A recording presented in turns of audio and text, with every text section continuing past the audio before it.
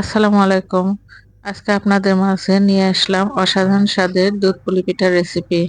আর এটার জন্য যা যা আমাদের দরকার তা প্রথমেই বলে নিচ্ছি।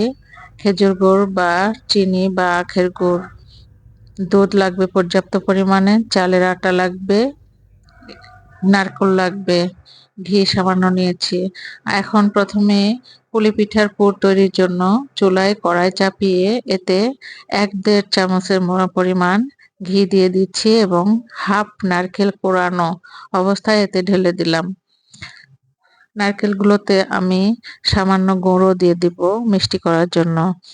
তো এগুলো যখন নাড়ছি এই অবস্থায় 2টা এলাচ দিয়ে দিলাম, 2-3 টুকরা দারচিনি দিয়ে দিলাম আর একটা তেজপাতা দিয়ে দিলাম। এখন এই পর্যায়ে আমি দিয়ে দিব গুড়। 1 চিমটি লবণ দিতে পারেন আপনারা, আবার না দিলেও চলবে, এটা অপশনাল। দিয়ে দিলাম গুড়, দিয়ে এগুলো নেড়েচেড়ে 5-7 মিনিট যখন আমি ভাজবো তখন এটা আঠালো হয়ে আসবে গুড়ের জন্য। যখন আঠালো ভাব ধারণ করবে তখন এটাকে নামিয়ে একপাশে ঠান্ডা হওয়ার জন্য রেখে দেব। আর এলাচগুলো, তেজপাতা এবং দারচিনিগুলো তুলে ফেলে দেব। যাই হোক, এই পর্যায়ে আমি এগুলো এক সাইডে রেখে দিয়ে আবার ওই কড়াইয়েই পানি দিয়ে দিব। আর পানিতে ওই গুড়গুলো প্রায় 1.5-2 কাপের মতো গুড় দিয়ে দিব শিরা তৈরি করার জন্য। আমি সরাসরি দুধের মধ্যে গুড় দিব না, সরাসরি দুধের মধ্যে গুড় দিলে দেখা যায় যে অনেক সময় দুধ নষ্ট হয়ে যায়। তাই আমি আগে শিরা তৈরি করে নিব এবং এগুলো শিরা যখন ঠান্ডা হয়ে যাবে তখন এর মধ্যে দুধ দিব। আপনারাও এটা করবেন। সরাসরি দিলে অনেক সময় দুধ নষ্ট হয়ে গেলে খাবার জিনিসটাও নষ্ট হয়ে যায়, স্বাদও নষ্ট হয়ে যায়। এই যে পানি দিয়ে দিয়েছি প্রায় 2 কাপের মতো, এখানে 2 কাপের মতো গুঁড়ো দিয়ে দিয়েছি। এতে এলাচ দিয়ে দিব 2-3 টুকরা, দারচিনি 5-6 টুকরা এবং তেজপাতাও দিয়ে দিব 1-2টি। এখন এগুলোকে আবার কোরানো নারকেলও কিছু দিব যাতে এই রসটা, দুধের শিরাটা খুব সুন্দর হয় এবং ঘন হয়, মজার হয়। এই যে দিয়ে এটা বলক ওঠা পর্যন্ত অপেক্ষা করব। যখন বলক উঠে আসবে তখন এক সাইডে এটাকে রেখে দেব।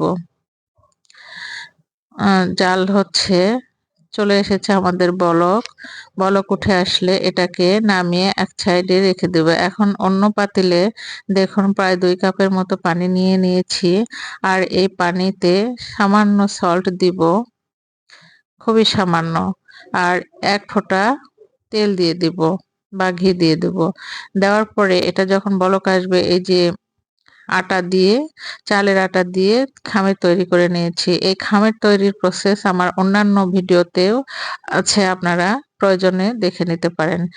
তো এই খামির তৈরি হয়ে গেলে এটাকে নামিয়ে সুন্দরভাবে হাতের সাহায্যে বারবার মেখে নিব এবং মোলায়েম করে নিব। আর এই যে ডো তো থেকে কেটে, খামির থেকে কেটে লেচি তৈরি করে নিব। লেচির মধ্যে নারকেলের ওই আগে থেকে নামিয়ে রাখা ঠান্ডা পুরগুলো দিয়ে আমি এভাবে মুখগুলো মুড়ে নিব। দেখুন, এভাবে আমার যতগুলো তৈরি হবে সবগুলো কড়াইতে তেল দিয়ে সামান্য ভেজে নেব। অনেক কড়া করে ভাজবো না, হালকা করে ভেজে নেব। 2 পাশে হালকা ভেজে নেওয়ার পরে নামিয়ে নিয়ে সামান্য ঠান্ডা করে নিয়ে এটাকে আগে থেকে তৈরি করে রাখা ওই শিরাগুলো গরম করে ওই গরম শিরার মধ্যে এগুলো ঢেলে দেব।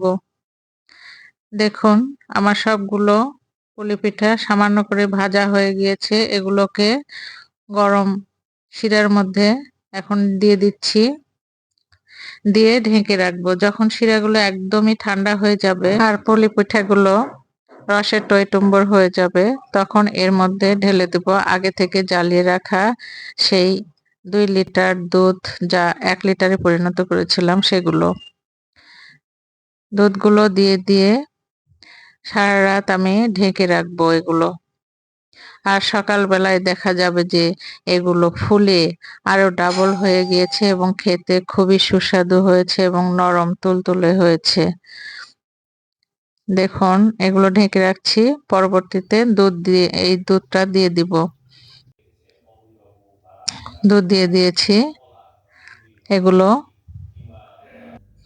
দুধের পরিমাণ বেশ ঘন ছিল এবং পরিমাণটাও তো জিনিস হিসেবে একটু বেশি ছিল। সারা রাত রাখার পরে এরকম সুন্দর একটা চেহারা ধারণ করেছে বা শেপ এসেছে। এগুলোকে এখন খাওয়ার উপযুক্ত হয়েছে। আমরা এটাকে সার্ভ করব এখন।